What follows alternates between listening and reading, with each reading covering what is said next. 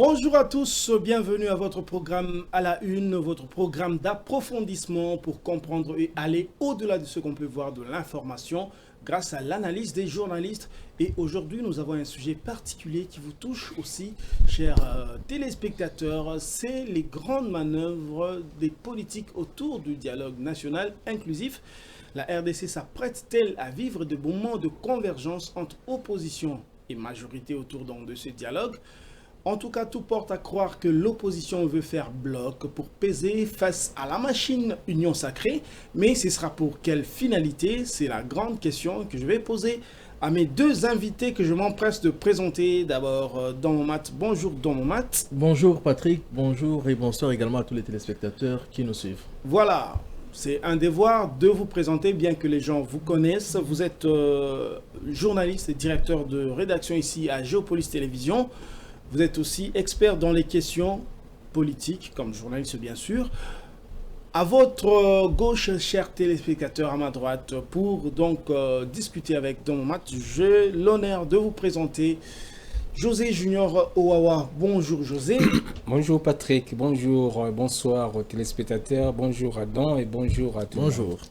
Voilà, José Junior Owawa, lui aussi journaliste ici à Géopolis Forum, il est spécialiste des questions environnementales, des questions économiques. Il est directeur de production ici à Géopolis Forum. Alors aujourd'hui, comme vous le savez, chers téléspectateurs, l'émission est pleinement interactive car vous pouvez réagir à travers le numéro qui est affiché au bas de vos écrans. Je me fais le devoir de le rappeler, le 097 000 49 68. Un simple message suffit pour réagir à cette thématique importante. Alors, nous allons commencer avec vous, Don Momat. On apprend, d'ici d'ailleurs, on apprend que les opposants veulent, en tout cas on a suivi, quelqu'un comme Mike Mukebai qui dit, bon, maintenant l'opposition veut faire un bloc pour pouvoir peut-être définir une stratégie en vue peut-être d'un dialogue national. Quel regard portez-vous sur cette initiative? Elle pourra avoir quelle finalité? Alors, nous tous nous savons que depuis un certain temps, l'opposition n'est jure que par les dialogues. Rappelez-vous, il y a quelques mois, l'opposition comprenant Martin Fayoulou, Délice Sanga, Moïse Katumbi et Joseph Kabila, ces leaders d'opposition ont signé un communiqué, ça date quand même, demandant le dialogue pour, disent-ils, sortir le pays de l'impasse dans laquelle le pays est plongé. Et tout récemment, avec la sortie du gouvernement Souminois II, beaucoup s'attendaient, par exemple, à ce que Martin Fayoulou, qui a été approché ou qui s'est approché du président, beaucoup s'attendaient à ce que Fayoulou, ou du moins ses acolytes, ou comme on dit, ces lieutenants puissent faire partir de ces gouvernements. À la surprise presque générale, ni Fayoulou, ni ses lieutenants, personne, en tout cas de décider, ne se trouve dans ces gouvernements.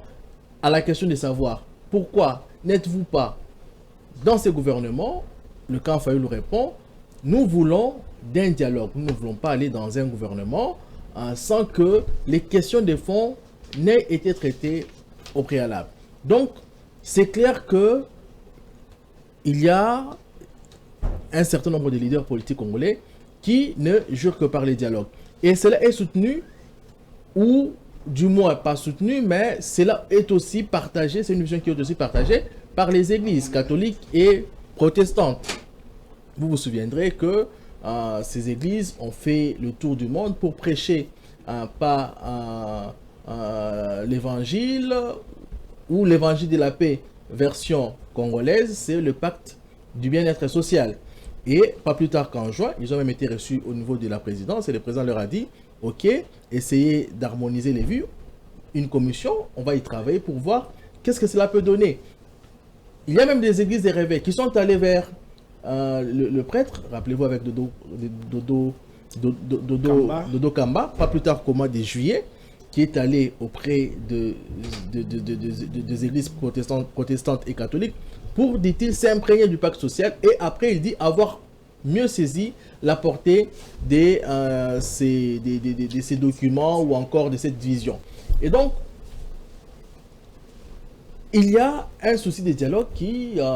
et d'ailleurs, pour certains qui vont un peu plus loin, ils vont regarder dans ces gouvernements comme étant, en fait, les signes, effectivement, que les dialogues se préparent. Parce que il n'y a pas eu des grands chamboulements, comme on s'attendait. Parce que lorsque le président disait qu'il sera un gouvernement resserré, ouvert à l'opposition et à la société civile, on s'attendait à ce que peut-être il y a ceux qui juraient par... la mise hors circuit des grands noms. Finalement, rien n'est arrivé. Et les autres entrent, oui, rien n'est arrivé. Et certains analystes, en regardant ça, ils se sont dit certainement que le président n'a pas voulu bouleverser l'équilibre interne pour garder justement cette configuration qu'il a actuellement, pour en réalité faire face à un éventuel dialogue qui devrait peut-être l'opposer au camp de Fayoulou, Sessanga, Moïse et autres. Pour quelle finalité? Ceux qui ont initié le dialogue disent par exemple nous avons la guerre à l'Est. Certains disent que le dialogue peut être une solution pour mettre fin à la guerre qu'il y a à l'Est, puisque on dit que l'ennemi ne peut être fort que si à l'interne vous êtes divisé. Dès lors que vous êtes unis, c'est un début de victoire. De l'ennemi. Oui, parce que en fait, ces dialogues visent à créer de la cohésion nationale. Pour certains, ces dialogues visent aussi à préparer les élections, parce que de toutes les élections que nous avons eues, il y a toujours, à chaque fois, il y a toujours des moments de conciliation, des contestations, voilà. Et tout. Vous avez placé X à la tête de la CENI, il n'est pas neutre, Y. Vous avez Y à la Cour constitutionnelle, il est de votre obédience. Pourtant, déjà dans le pacte du dialogue inclusif de Sun City, une répartition avait été faite pour s'assurer que chacun a un certain droit de regard dans les institutions. Oui, et ça permet quelque part de créer une certaine parité qui n'a jamais existé en soi. Mais puisque on s'est dit en ce moment que voilà, c'est le président Tshisekedi qui gère tout, la Cour constitutionnelle, même si dans le fait, sur le plan juridique, ce n'est pas ça, mais on dit que celui qui gère la Cour constitutionnelle, celui qui gère la CENI, aller comme ça aux élections, puisqu'il ne nous reste que 30 mois pour que nous puissions atteindre 2028, aller dans ces conditions, c'est du pouvoir en place, sans forcément que cela ne puisse refléter la réalité des urnes. Et donc, il faut les dialogues pour préparer également les élections à venir. Merci beaucoup, Don Momat. Je crois que la même question, je l'adresse à José Junior Owawa, sachant que les téléspectateurs peuvent également nous faire parvenir leurs commentaires, leurs réactions au travers le numéro qui est affiché au bas de leur écran, donc le 097 000 49 68. José Junior Owawa, les opposants, on va dire l'opposition dans son ensemble, réclament le dialogue. C'est vrai que même en dehors des frontières congolaises, on parle peut-être des États-Unis d'Amérique, on conseille toujours un dialogue national. Mais pour quelle finalité? Il faut parler avec l'Union sacrée, avec la majorité, avec le gouvernement, mais pour quelle finalité, José Junior Owawa? Merci beaucoup, Patrick. Je crois que ça ne sera pas différent de ce dont il venait d'avancer comme argument. Je pense que le contexte actuel, oui, il est vrai que le président a mis en place un gouvernement. On a dit un gouvernement d'ouverture à l'issue de consultations qu'il a organisées à travers son conseil spécial en charge des questions, en charge de la sécurité et questions sécuritaires. Aujourd'hui, vous avez ce gouvernement, 53 membres finalement, avec certaines entrées, notamment de l'opposition, de la société civile. mais certains estiment que l'ouverture attendue n'était pas celle qu'on a observée finalement à l'issue de ce gouvernement. Et finalement, ça crée déjà un problème, déjà au partir de la plateforme du président lui-même, l'Union sacrée de la nation. Il y a des frustrations au sein de la famille politique du chef de l'État. Vous avez vu déjà le président multiplier des rencontres, pas avec des délégués, mais lui personnellement prendre la direction, ce qui n'est pas dans les habitudes d'un chef de l'État, surtout pas de Félix Tshisekedi. Et dans la tradition congolaise, le président il est quand même en retrait de ce qui s'est fait sur le plan politique. Il fait gérer sa politique par d'autres. Mais aujourd'hui, le président prend lui-même les commandes de la direction, les commandes de sa plateforme politique, l'Union sacrée de la nation. Et ce qui trahit un peu, on pourra peut-être dire, sans perdre d'être peut-être contredit d'une certaine manière, qu'effectivement, il doit y avoir des ambitions qu'il faut gérer à l'interne, il y a des frustrations qu'il faut gérer à l'interne, parce qu'un gouvernement de 54, 53 membres ne peut pas contenir 60 millions ou 120 millions de Congolais que nous sommes aujourd'hui.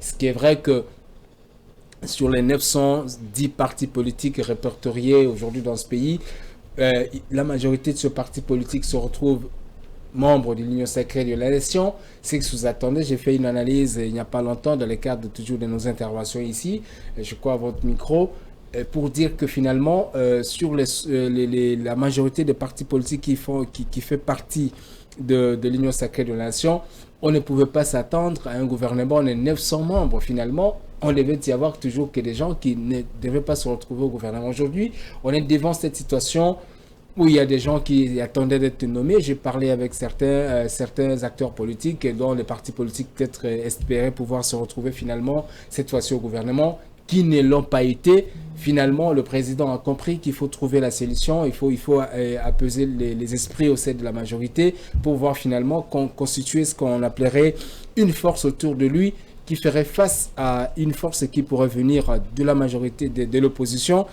Une opposition aujourd'hui disparate, une opposition qui ne parle pas le même langage, avec tout ce que vous avez, les différentes ambitions de l'opposition. Par exemple, vous prenez Martin Fayulu qui a les ambitions présidentielles, vous avez les Délices Sanga qui a les ambitions présidentielles, vous avez Adolphe Muzito qui est parti maintenant du camp de la majorité présidentielle.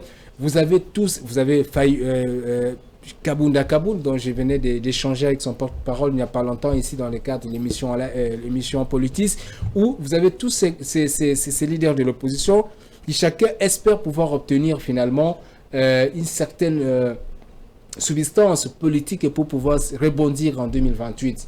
Comment voir cette opposition en face d'une majorité aujourd'hui? On le dira assez, les journaux ils sont revenus largement, une majorité aujourd'hui pas fragilisée, mais une majorité minée un tout petit peu par ces frustrations, la gestion des ambitions à laquelle le président doit faire face aujourd'hui en tant que garant de cette majorité, haute autorité politique de référence. Je crois que c'est comme ça qu'on l'appelle, à l'Union sacrée de la nation. Le président va devoir gérer les ambitions des sociétaires de sa plateforme en même temps que l'opposition a tenté de s'organiser pour faire face justement à cette donne politique qui va évoluer. Je vous ai dit tout à l'heure, je crois dans Géopolis Hebdo que nous sommes dans une situation d'un gouvernement qu'on dirait un gouvernement de transition, parce que les grandes manœuvres dont votre émission parle tout à l'heure, effectivement, nous sommes dans cette hypothèse de grande manœuvre. Oui, mais quel pourrait être le cahier des charges de l'opposition, par exemple? Le cahier des charges, comme il a dit tout à l'heure, le cahier des charges aujourd'hui, c'est que l'opposition veut avoir un certain nombre d'assurances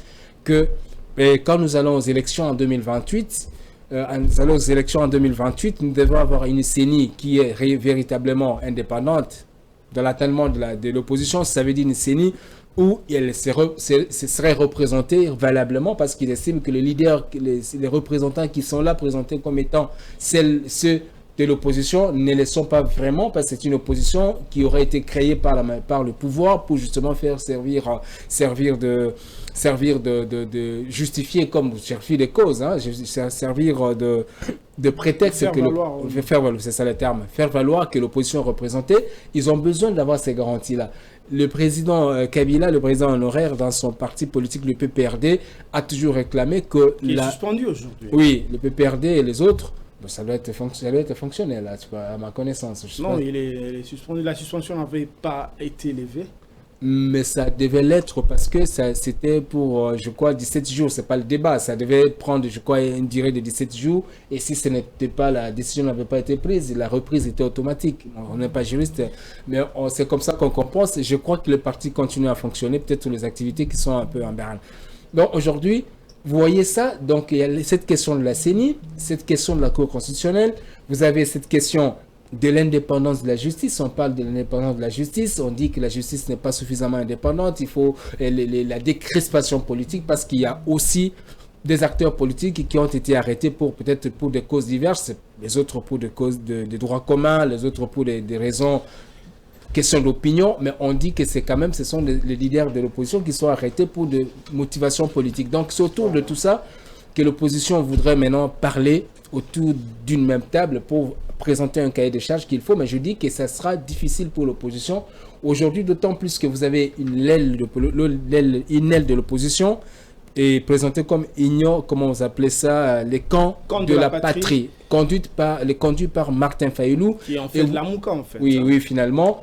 Et vous avez, je termine, vous avez l'opposition qui parle aujourd'hui de l'opposition radicale, dont on parle, on trouve là dedans, il y a les Kaboun et les autres. Il y a l'opposition armée aujourd'hui, l'insurrection qui se présente aussi comme étant une force de l'opposition, même si l'insurrection n'est pas forcément l'opposition, c'est la remise en cause de l'ordre établi. Voilà, dans mon match, on va évoluer avec le débat tout en lisant le message qui vient de nous parvenir de Hervé Congolo qui dit, bon le message il est bref, dit les choses sérieuses commencent malgré tout. Voilà, merci, mais les téléspectateurs peuvent continuer à nous écrire. Dans mon match, on a vu que l'opposition semble aller en ordre dispersé. Alors, est-ce que l'opposition va s'unir autour d'un leader ou est-ce qu'elle sera aussi saucissonnée en plusieurs leaders et avec le risque de ne pas faire entendre sa voix face à la majorité qui, elle n'est pas forcément homogène, mais elle est compacte autour du président qui est le président aussi de la majorité. Et peut-être pour vous compléter votre question, lorsque vous avez suivi la réunion d'hier de l'Union nationale, de l'Union sacrée, allais-je dire, vous avez entendu le président parler de l'unité et demander aux sociétaires de cette plateforme d'avoir un seul langage. Oui. C'est là un peu pour dire que ça renforce un peu cette volonté d'être unis pour faire face éventuellement à un dialogue. Voilà. Et aussi, par rapport à ce que vous venez de dire, il faut être unis, avoir un seul langage face à l'autre camp lorsqu'il y aura dialogue. Et vous le savez, généralement dans notre pays, lorsqu'on regarde à l'histoire, vous avez vu rarement les Congolais faire bloc. C'est arrivé peut-être en 1960 avec, là c'était le Congolais face aux colons, mais généralement en termes de politique interne, ça arrive rarement. Alors, est-ce que les opposants réussiront à faire bloc? Comme je l'ai dit déjà, c'est pas évident. C'est pas évident déjà que chacun a son carnet, son agenda, ses intérêts, mais on peut s'attendre qu'ils fassent effectivement bloc dans un premier temps pour peser dans la balance face au camp actuel, le camp donc du président de la République, mais en réalité ça ne sera pas en réalité une union pas forcément une union d'idées, pas forcément une union de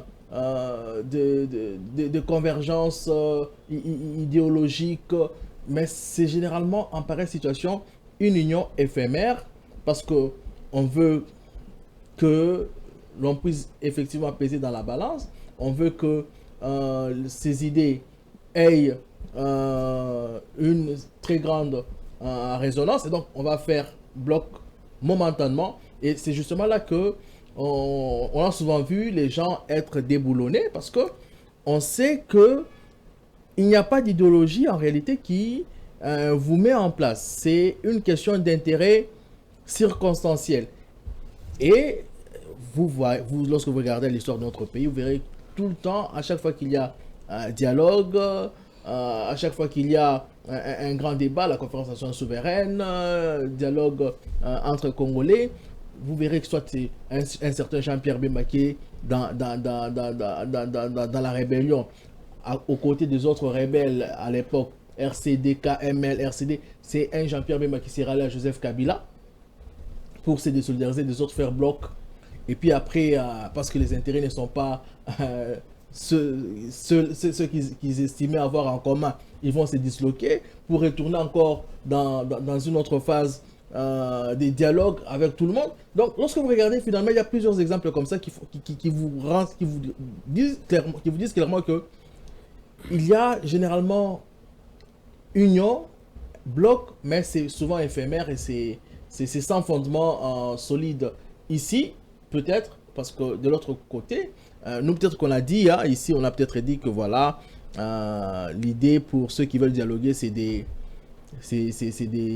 garanties pour les élections, c'est cohésion nationale, mais c'est pas forcément ce que voient les camps d'en face. Ça aussi, il faut le souligner.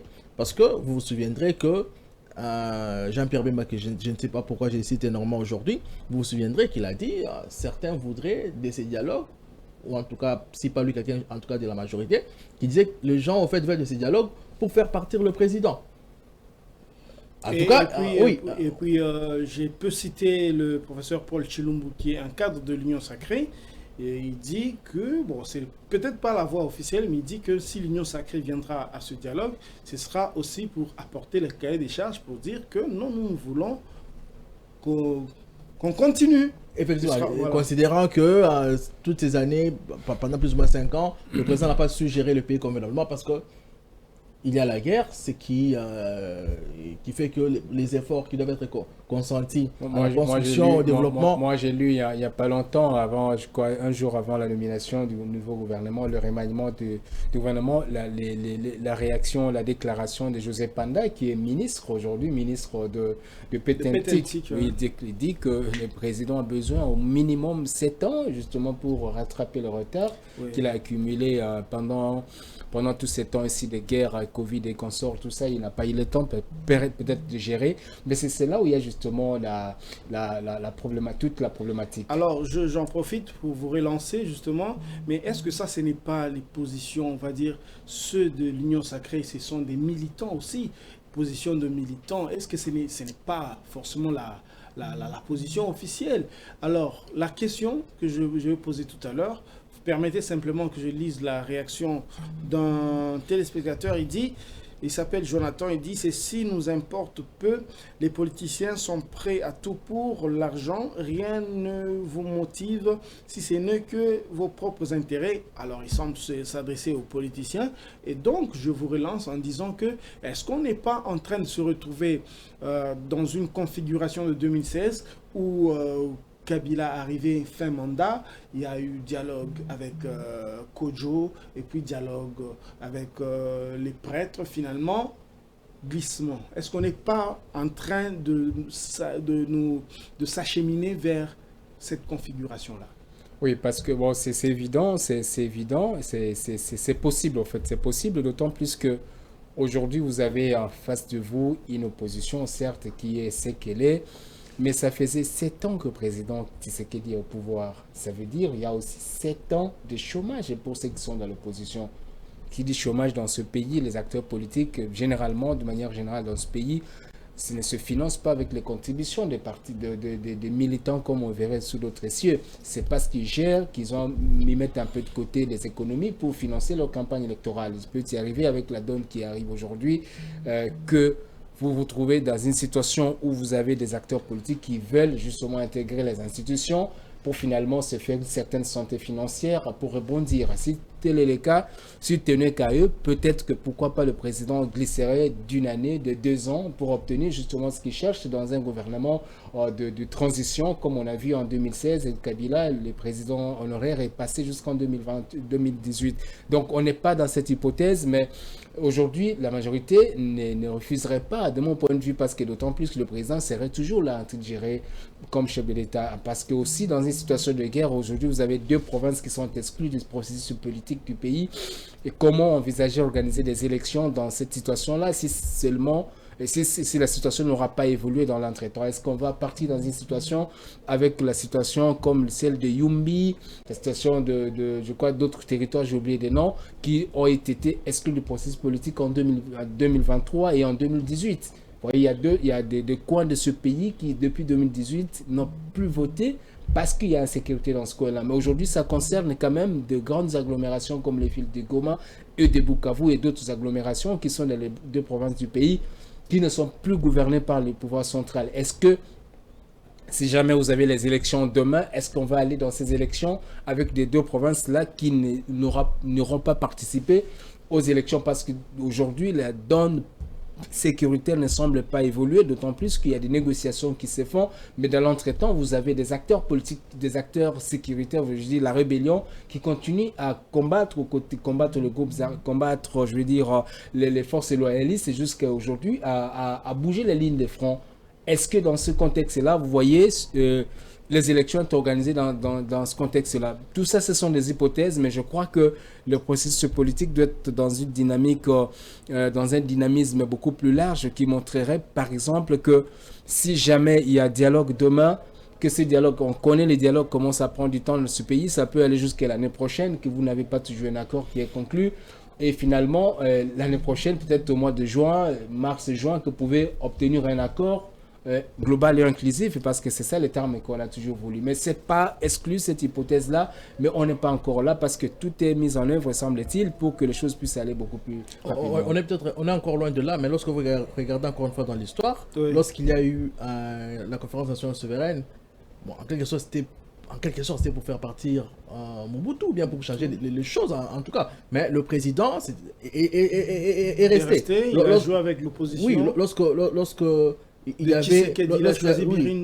avait un dialogue entre Kabila père et les rebelles, mais c'était pas pour que Kabila parte directement, mais avec son fils Joseph Kabila, quand il est venu, on l'a pas chassé, il est resté au pouvoir. Il y a eu une transition qui a même été prolongée pour que finalement on puisse réunir, selon ce qui se disait, toutes les conditions nécessaires pour l'organisation des élections. Lorsqu'il y a eu encore dialogue en 2016, le président en place n'est pas parti. Il est resté, il y a eu le fameux glissement qu'on craignait. Et donc, généralement, lorsque vous regardez, à chaque fois, même, c'est pas propre au Congo, mais lorsque vous regardez dans la plupart des pays africains où se pose la question de maintien au pouvoir, de démocratie, de guerre, etc., souvent, lorsqu'il y a un dialogue,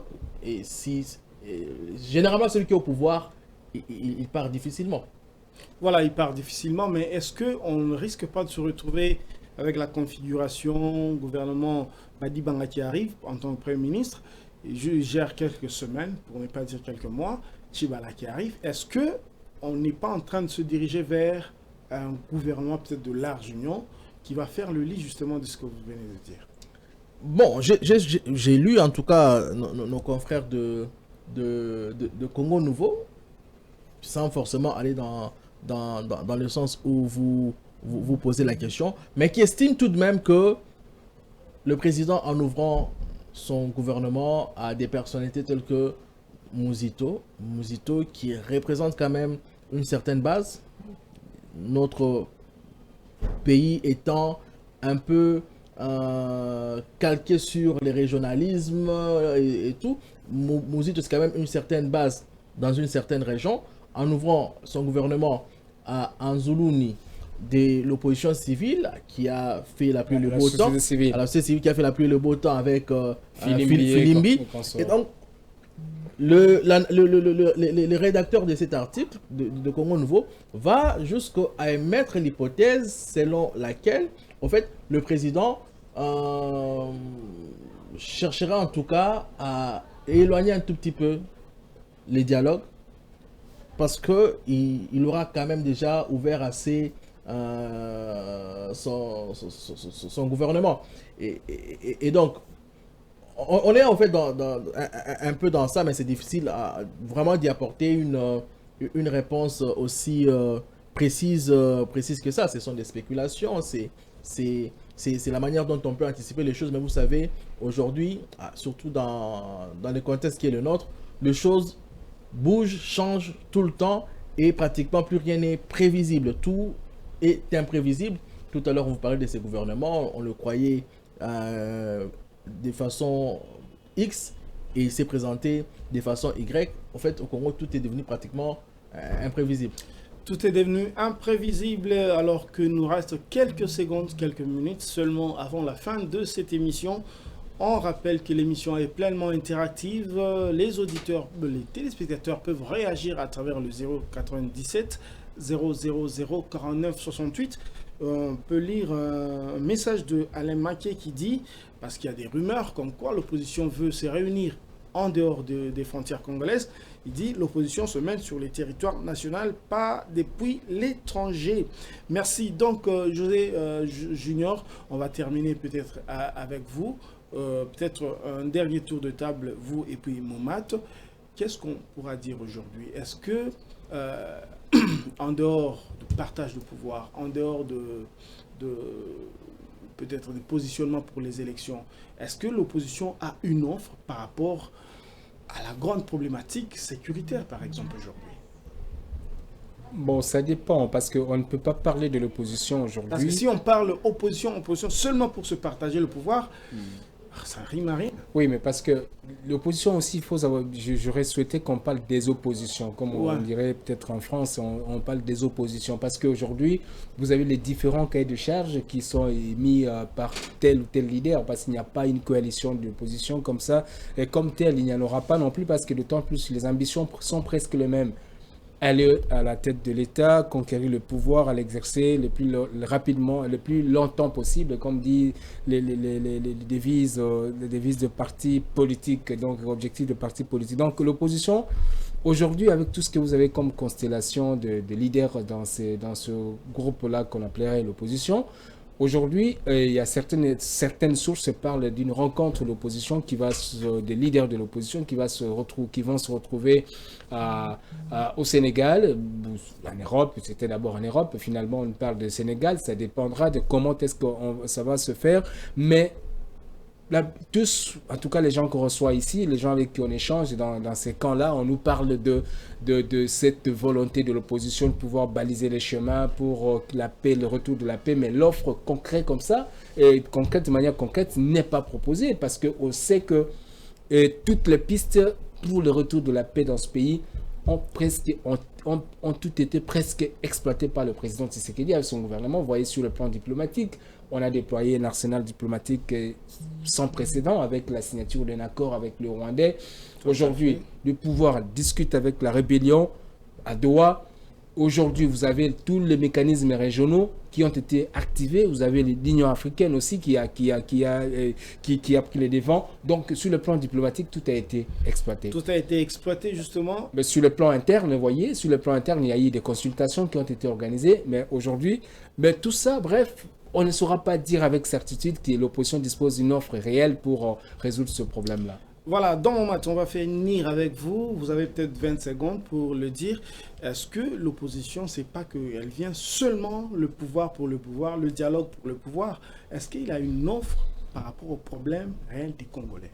Ça fait plusieurs années que ce pays connaît la guerre, depuis pratiquement 1996. Nous avons la guerre, plusieurs régimes se sont succédés. En 1996, on avait le régime du maréchal Mobutu, est venu le président Kabila, ça s'est amplifié. Avec Joseph Kabila, ça s'est arrêté, mais de temps à autre, il y avait des guerres intermittentes. Aujourd'hui, d'ailleurs, le M23 n'est que un mouvement qu'on a ressuscité de ses cendres. Et donc, dire que l'opposition a une offre pour mettre fin à cette guerre, c'est là est faux, et totalement faux. Mais on estime que si tous les Congolais se réunissent pour une fois, pour de vrai, c'est peut-être même pas ce qui est en train de se dire ou de se vouloir faire, de se faire maintenant, mais le jour où les Congolais se mettront ensemble, ils trouveront certainement la solution définitive à cette guerre. Voilà, c'est par ces termes dans mon match qu'on va finir cette émission en remerciant, en vous remerciant dans mon match, en remerciant également José Junior Owawa. Grand merci également à Serge Kaniki qui tient de main de maître la régie et toute l'équipe derrière les caméras. On va donc se quitter avec l'espoir de se retrouver demain avec une autre thématique et ce sera toujours avec le même plaisir.